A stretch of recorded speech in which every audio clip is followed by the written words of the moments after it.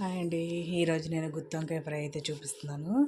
ఇవి మా చెట్టుకు కాసిన కాయలు కాబట్టి ఊరికే మగ్గిపోయి అలాగా మెత్తగా కనపడుతున్నాయి. మనం బయట కొనుక్కున్న కాయలు అయితే పొడి పొడిలాడుతూ వస్తాయి. ముందుగా 4 టేబుల్ స్పూన్ల వేరుశనగ గుళ్ళు, 4 టేబుల్ స్పూన్ల నువ్వులు వేసి బాగా వేయించుకోవాలి అలా. తర్వాత ఇది కూడా 4 లవంగాలు, ఒక యాలక్కాయ, చిన్న దాల్చిన చెక్క ముక్క, 4 టేబుల్ స్పూన్ల ధనియాలు, హాఫ్ టేబుల్ స్పూన్ మిరియాలు వేసి పొడి చేసుకోవాలి.